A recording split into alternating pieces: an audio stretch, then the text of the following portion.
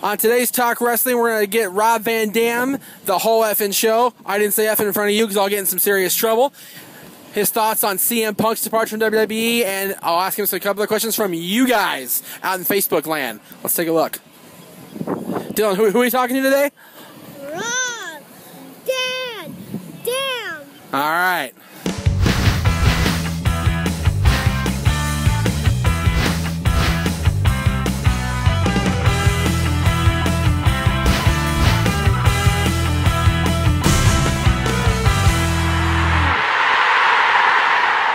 So the hot topic in wrestling, as far as people that aren't there anymore, like you're not there part-time, is CM Punk. And people have been asking me to ask you what your thoughts on Punk's departure and if you think he'll ever come back, and what are your thoughts overall on him leaving WWE, possibly for good?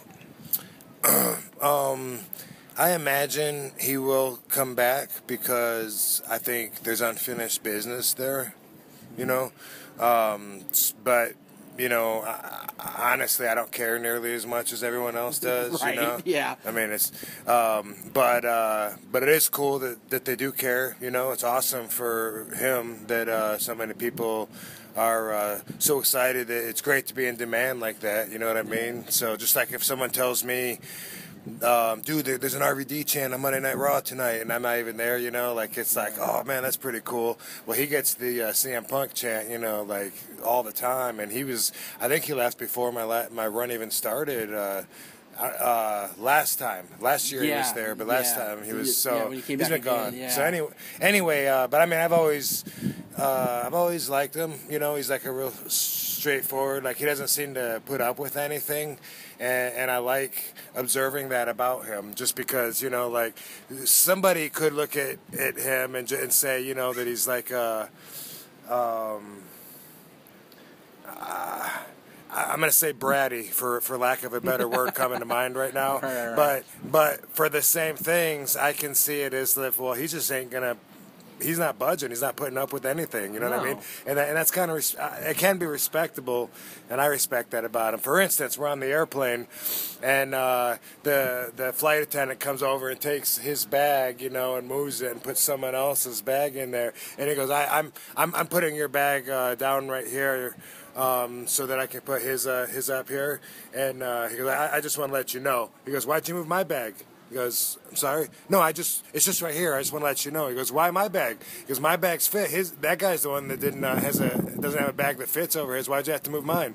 And it was like, it was funny. Funnier now, yeah. But at the same time, I like, you know, like, I don't have enough of that in me. I had the same thing. I'm so laid back, and it's probably a good thing to be laid back, but sometimes I think, you know, why didn't I say something? Sometimes I even get like that.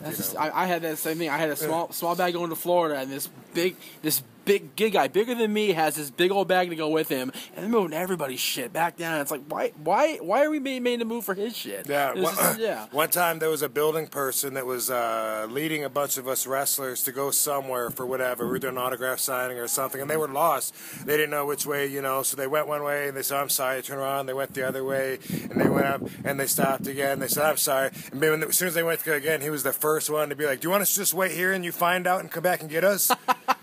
And he was like, and he was just like, so like, you know, just like, so, you know, I don't know. Yeah. I'd love to see an RVD Punk match. That'd have been cool before he left. That'd have been nice to see. Yeah, I think the only time I've been in the ring with him was in the Elimination Chamber match, which I don't remember that much, but I saw a picture of it recently, and I was like, oh, okay, yeah. He was in there. There you go. That makes sense. Gotta ask, from my buddy, his name is Dimesack Ricky Styles. I'm totally pronouncing these wrong, and I'm sorry. Indica or sativa? Indica, more for pain and for insomnia and for nausea, and probably even to stimulate appetite if you're, you know, someone that has a problem with that. Sativa, more for a functioning lift, stress debilitator, maybe more of a daytime functional, definitely an artistic, creative usage. So, There you go. so you go more to the sativa then, or?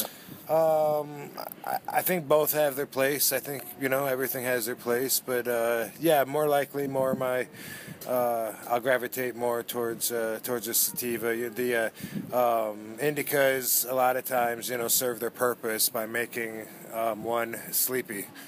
Kind of fun is that? Right. Yeah. But some people need that though. Right. We all know you're a big action hero and comic book hero collector guy, things like that. Is there any action figure in your collection, or not in your collection, that you would love to get your hands on before you stop buying? No, as a matter of fact, I'm trying to stop being such a hoarder right now. I saw the hoarder TweetSecret. I saw the hoarder one. Yeah. was that at Sonya's department saying you gotta get rid of this shit, or? Yeah, she's the force behind it. The force behind it. Okay. But also, I had something inside of me that said, like up until recently. By the way, there was piles and piles of shit in the gym, huh? Yeah, there was shit for so days, much man. stuff, and that was just like one day, so getting rid of stuff. We had, right. But and we still have a bunch more, but.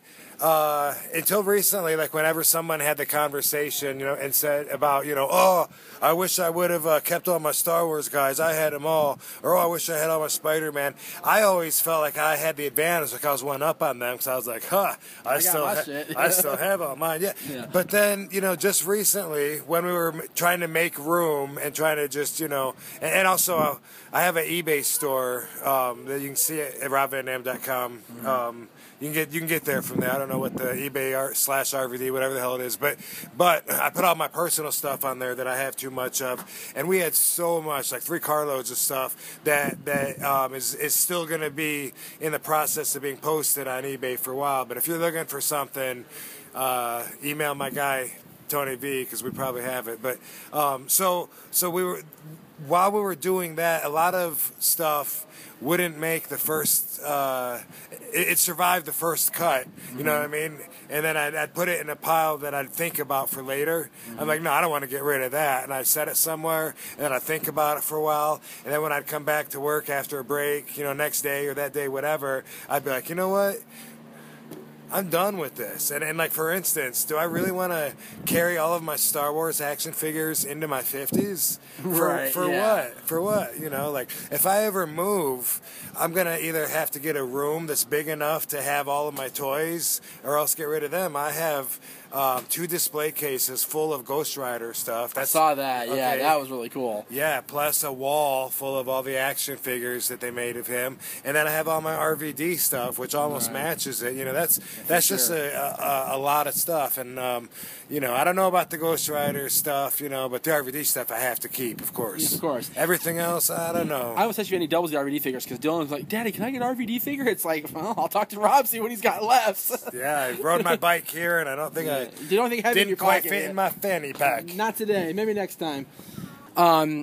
Who was the first person to contact you at TweetSecret? Was it Britt, or was it somebody, one of the other CEOs, or who was that exactly that contacted you about getting started? Well, it was, first Chris Jericho told me about it. He said, I think this thing is like really cool. You might want to look at it. And I found out Chavo was also doing it. Frankie Kazarian, Christopher Daniels. I found out right away that they were part of it, and I was like, dude, I want to jump on and be part of the one of the first guys, And first I talked to a dude named Cal, and then eventually also Jeff, and Jeff, that's right. Yeah, he's a techie guy. I talk to him when I have problems, because I have an old ass iPhone 4. Oh wow, the 4. My 6 is on the way. I mean, I made a mistake and I ordered it thinking I would get it sooner, but instead they make you wait till last when you order it, I guess. Yeah. But I'm learning that, and in the meantime, every day I think this phone is dead.